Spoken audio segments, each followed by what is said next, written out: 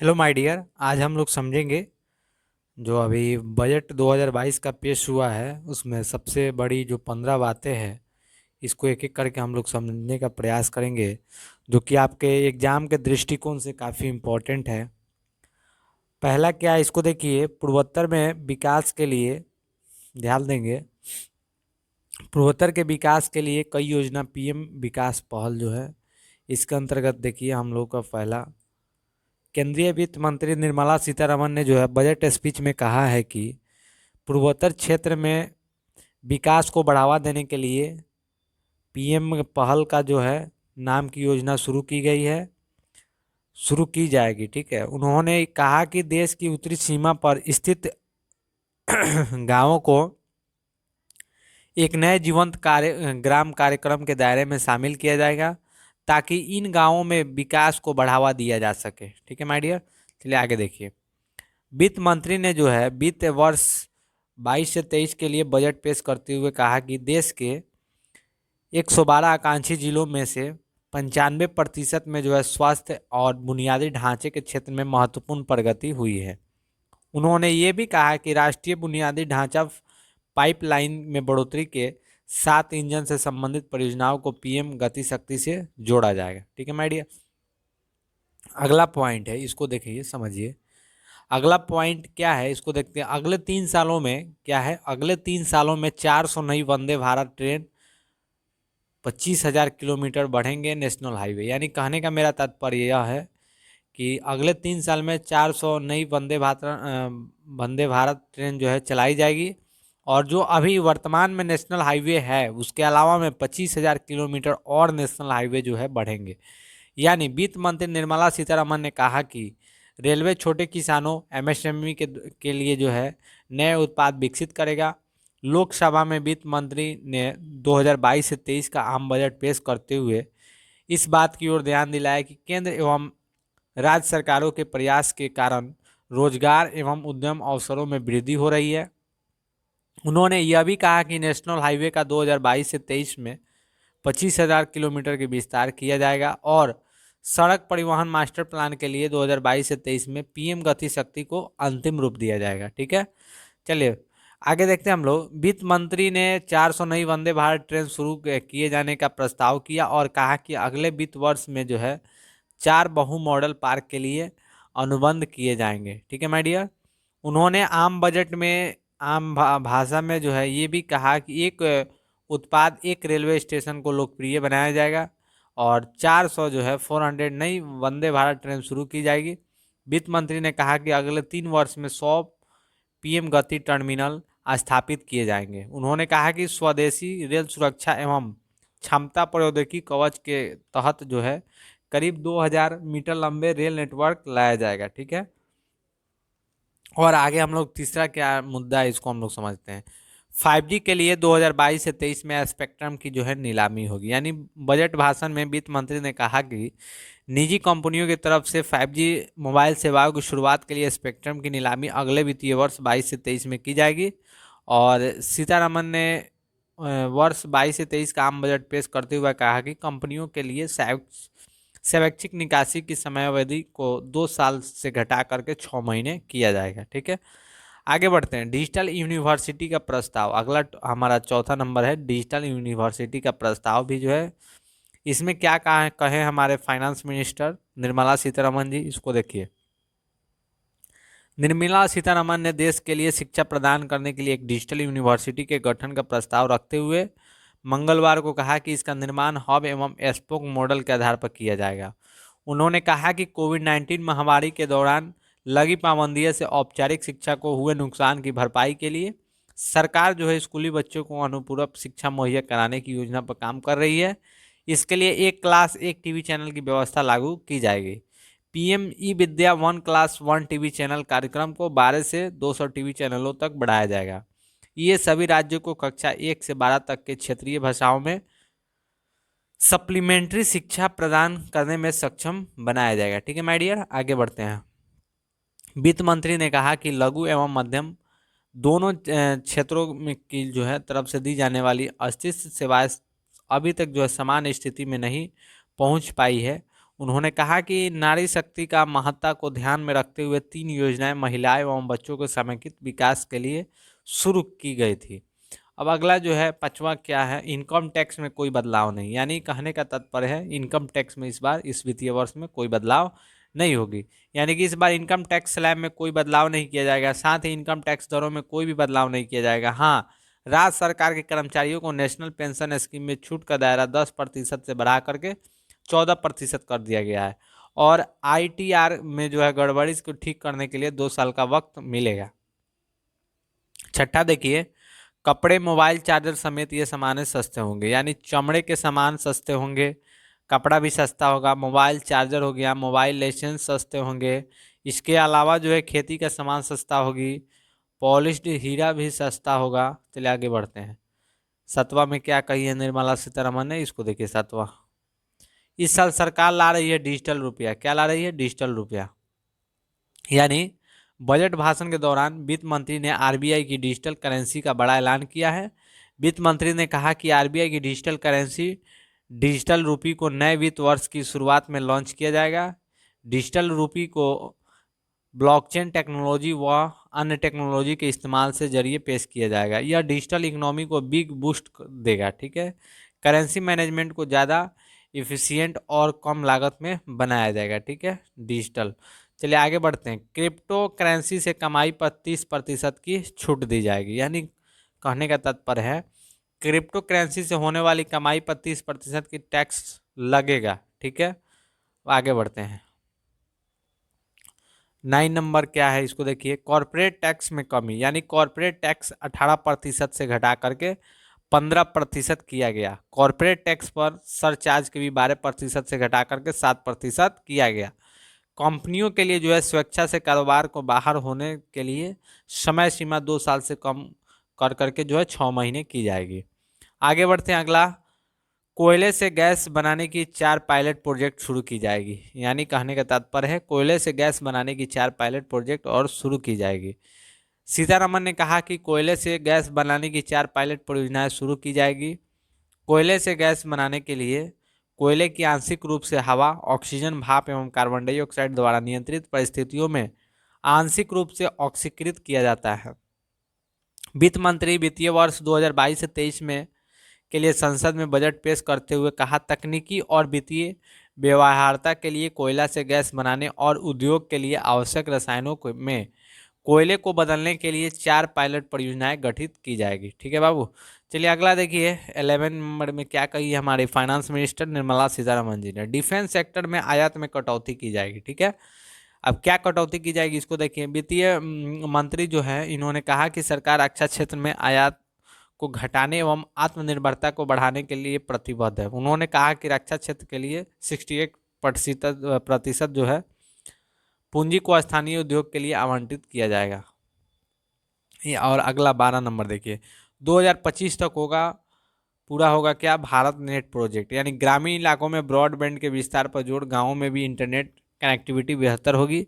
Bharat net project 2025 तक पूरा होने की उम्मीद है। निर्मला सीतारमण ने कहा कि सभी गांवों को भारत नेट के द्वारा ऑप्टिकल फाइबर नेट को बिछाने का अनुबंध PPP के आधार पर दिया जाएगा।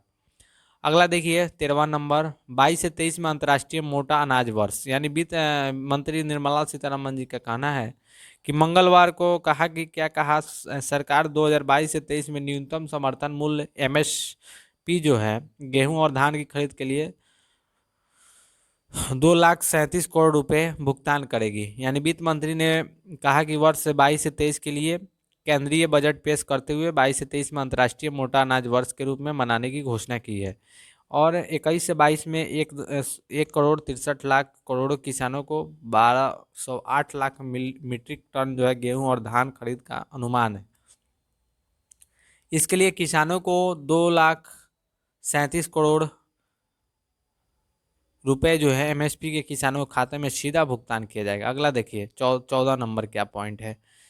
डिजिटल भुगतान को बढ़ावा देने के लिए शुरू होंगे 75 डिजिटल बैंक, यानी 75 और डिजिटल बैंक जो है चालू होंगे। यानी वित्त मंत्री निर्मला सीतारमण ने मंगलवार को कहा कि डिजिटल भुगतान को बढ़ावा देने के लिए अनुसूचित वाणिज्यिक बैंक देश में 75 जिलों में 75 डिजिटल बैंक जो है स्थापना करेंगे। आम बजट 22 से 23 में पेश करते हुए वित्त मंत्री ने कहा कि यह भी कहा कि चिप आधारित ई पासपोर्ट जारी किए जाएंगे। उन्होंने कहा कि शहरी योजना के लिए उच्च स्तरीय समिति की गठन किया जाएगा और कारोबारी जो है सुगमता तथा जीवन के सुगमता के अलग चरणों में भी शुरू किया जाएगा। अगला देखिए 15 नंबर क्या है, एमएसएमई की रेटिंग के लिए 6,000 करोड़ रुपए का कार्यक्रम। यानी वित्त मंत्री निर्मला सीतारमन ने मंगलवार को कहा कि सूक्ष्म लघु एवं मझोले उद्योगों में जो है एमएसएमई की रेटिंग के लिए 6,000 करोड़ रुपए के कार्यक्रम के लिए अगले 5 वर्षों में लागू किया जाएगा। आम बजट 22 से 23 में पेश करते हुए वित्त मंत्री बजट 2022 में संबंधित जो है कुछ महत्वपूर्ण बातें हैं, इसको देखिए। बजट शब्द की उत्पत्ति फ्रेंच, अब ध्यान देंगे बजट से क्या महत्वपूर्ण बातें निकलती है। बजट शब्द की उत्पत्ति फ्रेंच भाषा बुजेट शब्द से हुई है, जिसका मतलब है चमड़े की थैली। ठीक है, क्या मतलब है इसके, चमड़े की थैली। सबसे दिलचस्प बात यह है कि संविधान में कहीं भी जो है बजट शब्द का उल्लेख नहीं है। इसके स्थान पर वार्षिक वित्तीय विवरण संविधान के अनुच्छेद 112 में वर्णित है। ध्यान देंगे, इंपॉर्टेंट है काफी एग्जाम के दृष्टिकोण से। वार्षिक वित्तीय विवरण संबंधी के अनुच्छेद 112 में वर्णित है। ठीक है, अब आइए आगे हम लोग बढ़ते हैं। यही है निर्मला सीतारमन, फाइनेंस मिनिस्टर हमारे इंडिया के, जिसके अंतर्गत एक वर्ष में सरकार के कुल आमदनी और खर्चे का विवरण होता है। हालांकि जो बजट बनता है उनमें से पिछले वर्ष के आमदनी और खर्चों की जानकारी भी होती है और साथ ही वर्तमान वर्ष में खर्चों का अनुमान होता है तथा भावी वर्ष में इस माध्यम के कैसे विकास करने पर इसकी चर्चा होती है। अर्थात कह सकते हैं कि बजट में 3 वर्षों का ब्यौरा दिया जाता है। ठीक है, राष्ट्रपति वित्त मंत्री के माध्यम से बजट को दोनों को सदनों में रखा जाता है। केंद्रीय बजट में 7 दस्तावेज शामिल होते हैं। अब कौन कौन से 7 दस्तावेज होते हैं, बजट भाषण, वार्षिक वित्तीय विवरण, बजट का सार, वित्त विधेयक, बजट के प्रांतीय, बजट का खर्च, अनुदान की मांग। अगला देखिए, बजट भाषण का दस्तावेज हल्के नीले रंग का होता है। ठीक है, बजट खर्च का दस्तावेज हल्का पीला रंग का होता है। आमदनी का दस्तावेज गेरुआ रंग का होता है। वित्त विधेयक का दस्तावेज सफ़ेद रंग का होता है। टैक्स का दस्तावेज जो है बाबू गहरे गुलाबी रंग का होता है। वित्त मंत्री, अब आगे देखिए, वित्त मंत्री का जो बजट भाषण 2 हिस्सों में बांटा जाता है। पहला जो है क्या, इसको ध्यान देंगे, पहले हिस्से को प्रत्येक विभाग को कितना पैसा आवंटित किया जा रहा है उसकी चर्चा होती है। दूसरे भाग में टैक्स के माध्यम से पैसे जुटाने की चर्चा होती है। ओके माय डियर, बजट बनाने की पूरी प्रक्रिया जो है अमूमन सितंबर महीने से आरंभ हो जाती है। ठीक है माय डियर, अब आगे बढ़ते हैं। सबसे पहले वित्त मंत्री सभी मंत्रालय में गाइडलाइन की जारी करता है और सभी मंत्रालय से पिछले साल किए गए खर्च और आमदनी का दस्तावेज मांगता है। इस दस्तावेज पर वित्त मंत्री लोकसभा में बजट भाषण को पढ़ते हैं और बाद में जो है बजट उपायों पर आम चर्चा होती है। इस चर्चा में सभी प्रस्ताव और नीतियों का विचार विमर्श किया जाता है।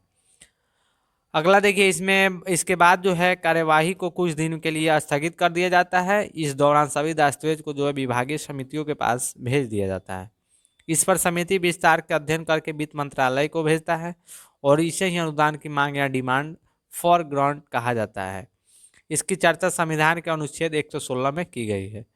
आगे बढ़ते हैं हम लोग। इस अनुदान की मांग को लोकसभा राज्यसभा दोनों सदनों में चर्चा के लिए रखा जाता है। ठीक है माय डियर, इसके बाद केवल लोकसभा में इस पर वोटिंग कराई जाती है। आगे बढ़ते हैं। अनुदान की मांग से जुड़े खर्चों पर जो है संचित निधि पर भारित किया जाता है, जिसके लिए जो है संसद में दोनों सदनों में विनियोग विधेयक का या एक्सपोर्शिमेशन बिल पारित किया जाता है। ओके माय डियर, इसके 75 दिन के अंदर जो है सरकार के द्वारा टैक्स से संबंधित वित्त विधेयक को लोकसभा में पारित किया जाता है। बजट तैयार करने में वित्त मंत्रालय, नीति आयोग, सभी मंत्रालय शामिल होते हैं। बजट बनाने की जिम्मेवारी आर्थिक मामलों के विभाग के बजट डिवीजन के पास होता है। यह डिवीजन बजट के लिए नोडल एजेंसी के रूप में काम करता है। बजट के इतिहास पर चर्चा करें तो भारत का पहला बजट 1860 में ईस्ट इंडिया कंपनी को घाटे से उबारने के लिए जेम्स विलियम्स ने प्रस्तुत किया था। किसने किया था? भारत का पहला बजट 1860 में। कब किया था बाबू? 1860 में। किसने किया था? ईस्ट इंडिया कंपनी को घाटे से उबारने के लिए जेम्स विल्सन ने प्रस्तुत किया था। 1992 में भारत परिषद अधिनियम में पहली बार भारतीयों को बजट पर प्रश्न पूछने का इजाज़त मिली। 1909 में भारतीयों को बजट पर पूरक प्रश्न पूछने की इजाज़त मिली। 1921 में जो है सर विलियम एकवर्थ ने अध्यक्षता में 10 सदस्यीय समिति बनाई गई और इस समिति का सिफारिश कर दिया गया और 1924 में रेल बजट को आम बजट से अलग कर दिया गया। ठीक है, अब आगे बढ़ते हैं। 9 अक्टूबर 1946 14 अगस्त 1947 के बीच किए गए अंतरिम सरकार का बजट तत्कालीन वित्त मंत्री लियाकत अली खान ने पेश किया था। किसने किया था? यानी 1946 से 1947 के बीच का बजट लियाकत अली खान ने पेश किया था। आज़ादी के बाद 26 नवंबर 1947 को आर के सनगुमन सेठी ने बजट को पेश किया था। 1949 से 50 के बीच जो है जॉन मथाई ने बजट पेश किया था, जिसमें योजना आयोग और पंचवर्षीय योजना की चर्चा की गई थी। आज़ादी के बाद पंडित जवाहरलाल नेहरू ने सरकार के में पहली बार सी.डी. देशमुख के द्वारा बजट प्रस्तुत किया था। अब आगे बढ़ते हैं। 1958 का बजट स्वयं प्रधानमंत्री पंडित जवाहरलाल नेहरू ने प्रस्तुत किया था।